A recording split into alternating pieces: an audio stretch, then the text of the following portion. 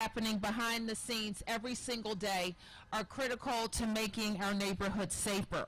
And because of that work, in this case, 11 firearms were removed from this community. 6 of those were recovered yesterday. We know that members of the community have been rightfully angry and frustrated about the violence happening here. And while there is more work to do, we believe that making these arrests is a critical first step to turning this violence around. Now, MPD and our federal partners have done their part by making these arrests. Now it's time for the rest of the justice system to ensure that those who harm and bring violence to our communities are held accountable. We know that in our nation, our community, we are demanding that all of our systems work better now. People are tired of gun violence. We're tired of mass shootings. And in cities like ours, we're tired of neighborhood violence. Just hours ago, we lost a 16-year-old shot and killed in our city. So we know it's got to stop. And I assure you that we're going to do every single thing within our power, use every resource at our disposal to make our neighborhoods safer. So again, I want to thank MPD, the FBI, the United States Attorney's Office for their work. And I want to ask Inspector Muriel from MPD to provide an update. Thank you, ma'am. Good afternoon. I'm Inspector Muriel with the Metropolitan Police Department's Violent Crime Suppression Division.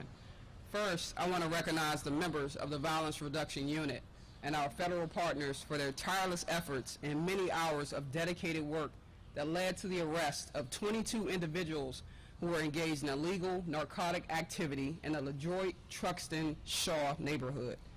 Yesterday, after almost 1 year of focused coordination and intense collaboration within MPD and with our external partners, a joint operation known as Uptown Express at 7th and O Street Northwest was conducted. This operation resulted in 22 arrests of individuals involved in illegal activity such as conspiracy to distribute controlled substances, possession with intent to distribute controlled substances, possession with intent to distribute marijuana, crack, and fentanyl, felon in possession of a firearm, and also the execution of 20 residential search warrants here in the district and 2 in Maryland. During the investigation, we recovered 11 firearms, assorted ammunition and gun magazines, assorted amounts of illegal narcotics such as crack cocaine and fentanyl, and a large sum of U.S. currency. When we talk about good police work and keeping our city safe, these are the outcomes we're looking for. More than half of the identified suspects involved in this operation have prior arrests for illegal guns. We're talking about violent offenders who will no longer be terrorizing this neighborhood with unnecessary and tragic violence. MPD is intentionally focused on an intelligence-led policing strategy and targets individuals we know are committing violent acts in our neighborhoods. Our strong partnerships with our federal agency partners advanced our investigative abilities and our technical expertise and allowed us to secure multiple United States District Court indictments. Proactively removing illegal firearms from the streets and apprehending armed criminals continues to be one of our top priorities to ensure the safety of our residents. We will not tolerate people using firearms in our city. While great work was done by this team, the work continues as we continue to ensure no stone is left unturned and all persons involved in this conspiracy are held accountable. If anyone has any information pertaining to this investigation, do not hesitate to contact our Command Information Center at 202-727-9099 or text our anonymous tip line at 50411. Thank you, and I would like to welcome the Special Agent in Charge, Wayne Jacobs of the FBI's Washington Field Office, to provide a few remarks.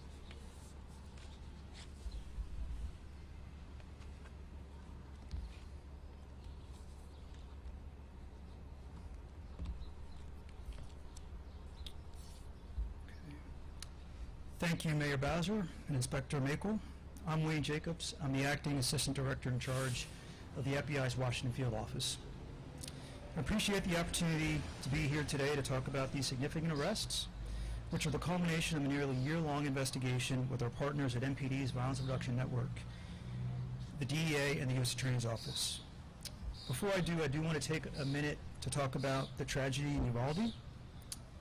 All of us within law enforcement were shaken by the events of yet another horrific shooting occurring in communities that we live and work in.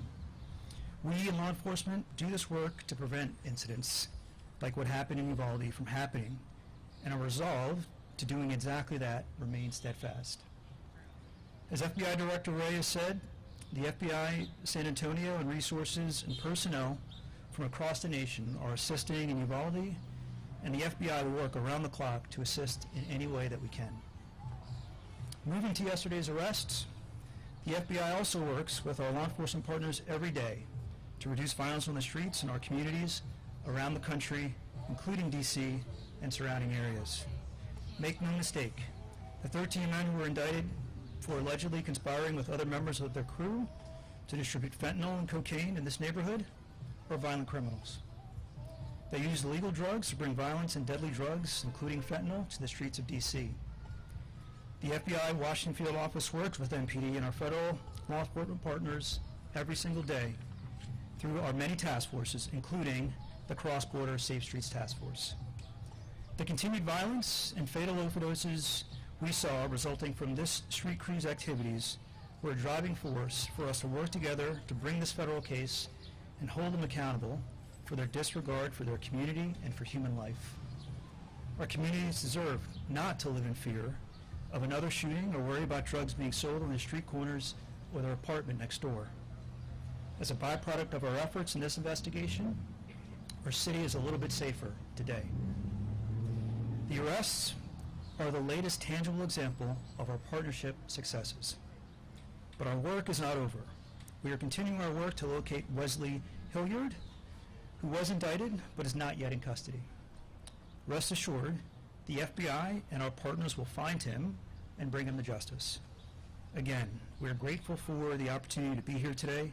I'm proud to represent our agents, our analysts, and partners who have worked diligently for nearly a year to take these offenders off the streets. No one agency can tackle this problem alone. As this case demonstrates, WFO, the Washington Field Office, will continue these partnerships to investigate street crews who conspire to distribute dangerous drugs and commit violent acts and bring them to justice.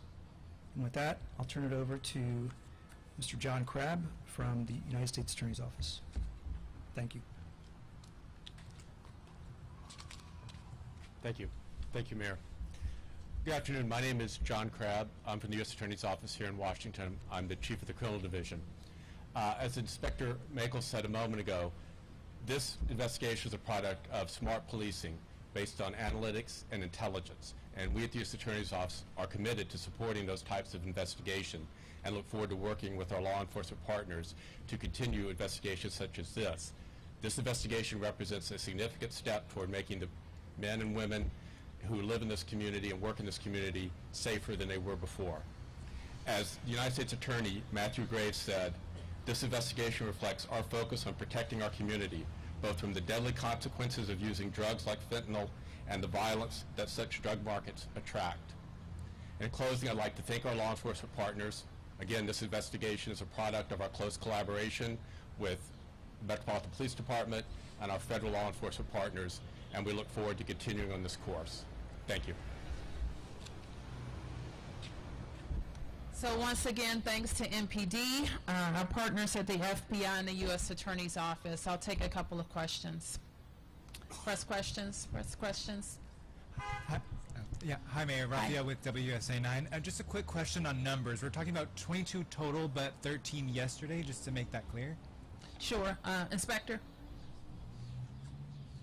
Yes, sir. So 22 total. 13 were previously indicted prior to yesterday. 22 was a total as a result of incidents that occurred during that takedown yesterday. And then one more, Mayor, you did mention the loss of a life of another youth in D.C. Any words for that community after what happened this morning? Well, I'm going to ask Parsons to talk about the specifics and where we are with the investigation. What we know is that we have a child involved, a 16-year-old, very sadly, and we want the community's help in finding out who did this. Thank you, Mayor. Good evening. This morning, just after 11 o'clock, we did respond to the 2200 block of Trenton Place Southeast for the report of a shooting. When our officers arrived on the scene, they did discover a juvenile male who had been shot, and unfortunately he succumbed to his injuries. We are asking anybody in the community that has any information in this case to please call us at 202-727-9099, or they can send us a text tip to 50411. As soon as we have more information on the case, we will share that with the media. I was on the scene this morning, and our detectives are still working that case right now. Is there any danger for the community there? Did you think it was an attack on this individual? It appears that the individual was targeted. We do have police in the area. We will be in the area. But if anybody has any information, we would encourage them to call us. Any other questions? Yes. Yeah.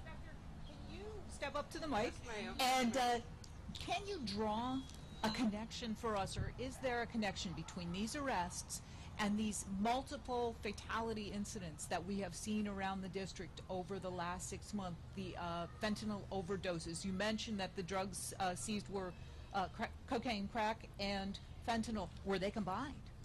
Well, as of right now, we don't have any intel that will link those together.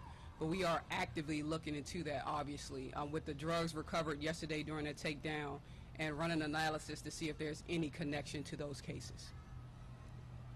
More questions? Yes. Beatrice Peterson, ABC News. Wesley Hillard, I believe, is an individual who is still indicted but has not been found. Is there any concerns for the public for this individual, or should the community be concerned at all? We would definitely ask that if the community knows of his whereabouts to please give us a call at using the methods I've already mentioned, our command center, or send us a text tip. Right now we are seeking to locate him.